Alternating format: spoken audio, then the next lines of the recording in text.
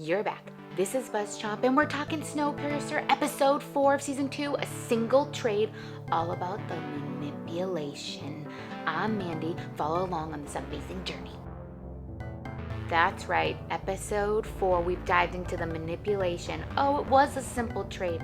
Wilford wants a night out on Snowpiercer. He wants to experience all that he's missing, right? Okay, that sets it up. Let's start out with Wilford's manipulation. They're really humanizing him in this, which I kind of like because he's not like the big bad devil. He's not this controlling voice or anything like we had in season 1, right? He wants to go to his night car. He wants to go and have a night out, and he wants to see his lady, Audrey. We find out a lot about Audrey and Wilford, and through that we found out another shown of suicide. Audrey has a line here, right? So we see this Tub and Wilford and Audrey, and we see these flashbacks to them.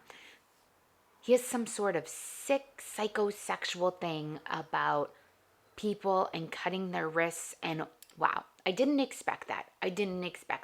With this manipulation, with this humanizing of Wilford, we see that his thorn is Audrey. He loves Audrey. She is his muse. She is his concubine in a sense.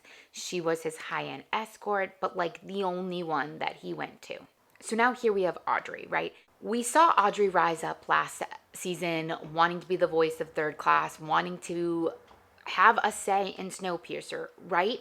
And now we see her bringing back all these feelings, bringing back all these emotions. And it's funny because last season we think Mr. Wilford is alive, or everybody thinks Mr. Wilford's alive, and we don't see him. So what did she think? That for 7 years, Wilford didn't call on her, didn't have anything to do with her. And then she finds out that he's gone, he's dead. So she's released. I guess for her it was the hope that he had let her go, even though she's on it. Or maybe it was the fear that instilled. And maybe that's why last season she was able to rise up. And now she's able to say, hey, I spent 7 years here. You were not here. I partook in this revolution, and now I am going to manipulate you. Even though Mr. Wilford wants her, and then we see this food thing, which I was like, okay, I'm assuming there was no sex. Was he having a fantasy through the food? I'm sure we'll find out more about that, right?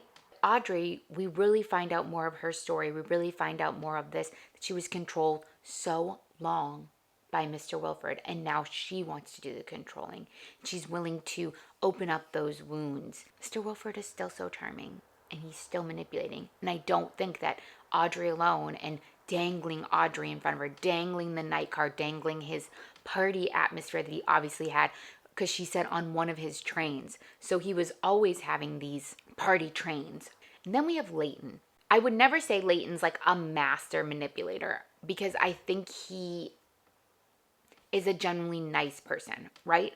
But he's going to use Audrey with her permission to get Wilford. They have this game. They're putting on a show, each one, and Leighton is watching him. Leighton is hoping for hope. He's planning for hope. I should say Leighton is planning for hope. He's planning for Melanie to make it and to throw it in Mr. Wilford's face. Mr. Wilford is hoping for failure, so he is the savior. He is the people that they come on the backbone. And you can even see it with his comments to Leighton, and with his comments when Leighton's giving his speech, and after him when they're waiting and they're waiting and they're waiting. And we see that dichotomy, that hope of Leighton, and that Wilford doesn't want it to happen. And when it does, you can see it a little bit defeated, a little deflated. And he makes comments, and nobody seconds those comments, because everybody wants there to be, they want to get off the train. They don't want to be on here. Even if they want Mr. Wilford in control, they don't want to be on the train for life. We do see the manipulation with Wilford and Leighton. They have the science, they have the doctors, and they treat the burn victims, right? Or the ice victims. And then they're going to take Josie.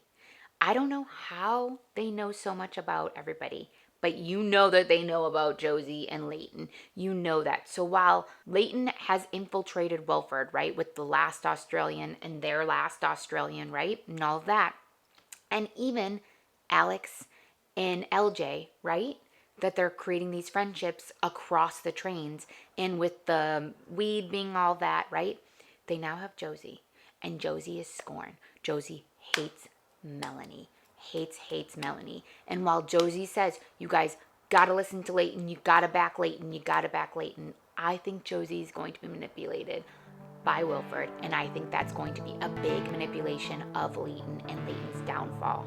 Still thinking Mr. Wilford's dying in that bathtub. That is my prediction. I'm Mandy. Subscribe to BuzzChomp for more of our Snowpiercer and share with me, what are you thinking of this episode? What are you thinking of this season? How you feeling about Mr. Wilford? Yeah, kids? Yeah.